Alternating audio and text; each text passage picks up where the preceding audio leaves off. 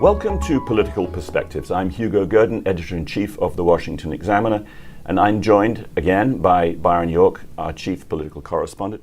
Byron, I want to talk about the presidential campaign and also the media coverage of it. But let's start with Tim Walz, who's been picked by Vice President Kamala Harris as her vice presidential running mate. The evidence is stacking up of a form of stolen valor, and it's getting a lot of attention. As a retired Sergeant Major in the Army National Guard out of Minnesota. Retired out as Command Sergeant Major. I spent 24 years in the military, Congressman, as a Command Sergeant Major. Tim Walz is one of those everyday people. Coach to the state champs, Teacher of the Year, Command Sergeant Major. One of the things that I note is that he very carefully doesn't say, I went to Afghanistan, but he kind of wants to imply that, and his careful phrasing shows that it's deliberate.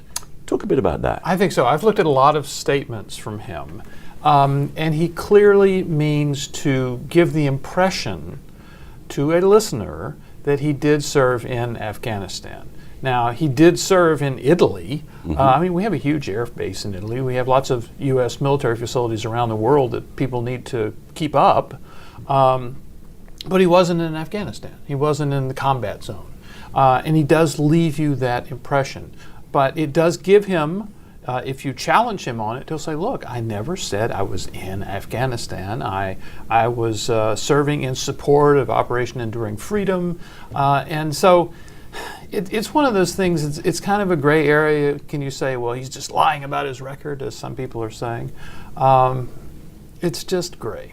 How would you estimate the damage that it can do to him and to the ticket? Now, clearly, he's running for vice president, not for president, so that's a very big difference. But you reported back in 2004 a lot about the damage that was done to John Kerry by the Swift Boat Veterans for Truth and their expose of his military record. That really stuck. And given that Tim Walz has played up his military record, does this stick and does it do any damage to the ticket? I don't think it does a lot of damage. Now, back in 2004, the Swift Boat things, these were Kerry's fellow officers who served with him in Vietnam, who had reason to know what was going on. And they clearly thought Kerry was a showboater who got a Purple Heart that he didn't really deserve. And these are big things in the military. They really mean something. They're not messing around. And so I do think among people who have served in the military, some of them will be irritated by what Governor Walz did. Personally, I think we're going to see much more damage from what John Podhoretz calls Tim Walz radical adjacent policies. We obviously, a lot of the 2020 rioting was focused in Minnesota, and there's a lot of radical Islam in Minnesota that he's been very kind of cozy with. So I think more damage is going to come from who he has been as a governor than the whole National Guard thing. Right. So I want to turn our attention, and it's interesting that you mentioned the radical Islam, because there's an area of that I want to turn to, but it has to do with the media coverage of the presidential campaign. There was a very amusing incident. We're going to look at a clip of a CNN anchor, Caitlin Collins, appearing on the Stephen Colbert Show. Let's just have a look at that. I know you guys are objective over there, that you just report the news as it is. No, I know. CNN makes a... I know. Was that supposed to be a laugh line? I wasn't supposed to be, but I guess it is. Now, what we just saw there was... it was funny. It was funny. Stephen Colbert, just not intending to create a laugh, said, CNN reports the facts, it's subjective. And even the left-wing Hollywood audience broke into spontaneous laughter. They know that that's not true. Perhaps the only person in the whole room who didn't know that was not true was Stephen Colbert.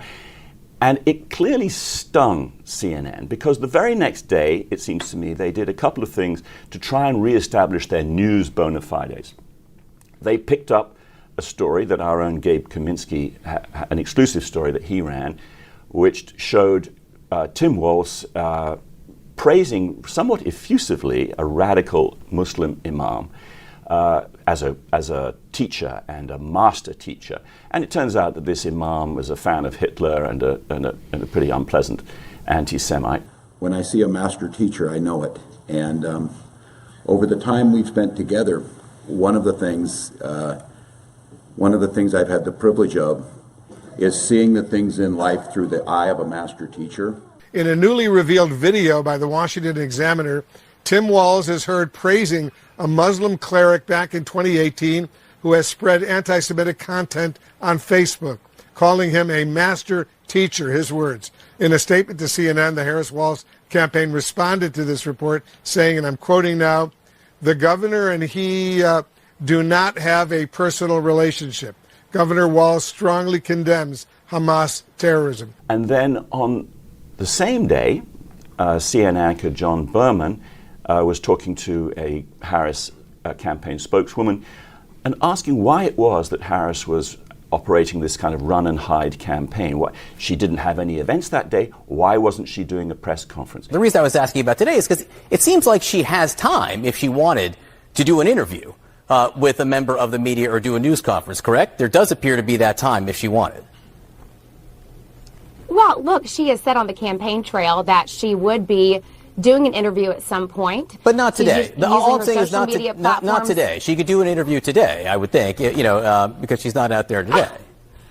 Well, look, she's taking her message directly to voters, and just because she doesn't have an interview schedule on her public schedule doesn't mean that she's not taking her message directly to voters. So I wanted to ask you, do you think that the media is going to let the Harris-Walz ticket kind of continue its run and hide campaign? Is it going to let it get away?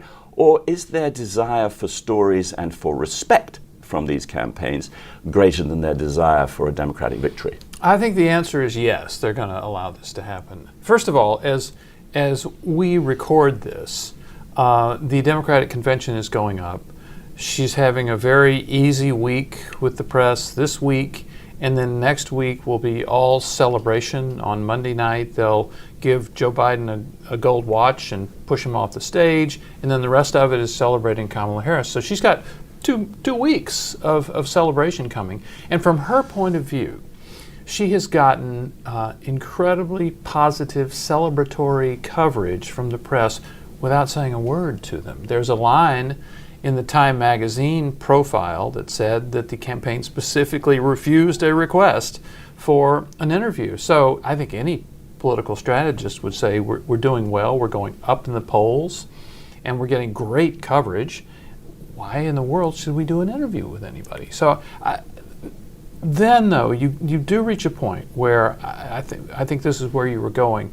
There's a certain self-respect level that people in the press want to have. Right. They don't walk around saying, "Boy, I am really in the tank for Kamala Harris." They don't say that. They think they're a tough journalist, straight down the middle.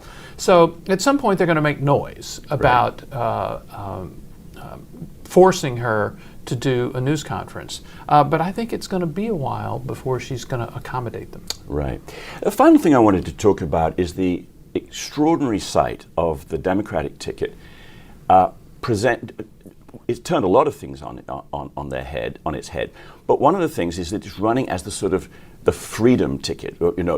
Tim Walz was out there talking about that a fundamental rule for the Democrats is mind your own business. Now, he was talking about abortion, and that's just about the only area where the Democrats think that the government should mind its own business and let other people get on with their lives. But in every other respect, it is the Republicans who say there are too many rules and regulations, too many laws, too many restrictions, too much telling people how to live their lives. Yeah.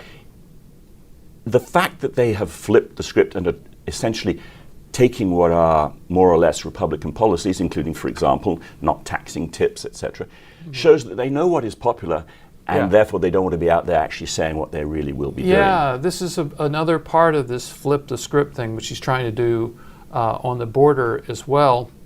The freedom thing just seems kind of fantastical to me. I mean, we are going to give you the freedom to pay higher taxes, and we are going to give you the freedom to give up your Second Amendment rights. I mean, there's lots of freedom that she is offering to Americans, and it obviously, I'm joking, right? And it just seems crazy.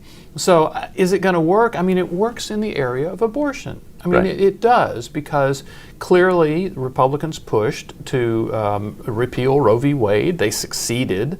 And now there are significant restrictions on abortions in a lot of states, although some states have, like Minnesota, have 0 restrictions on abortions.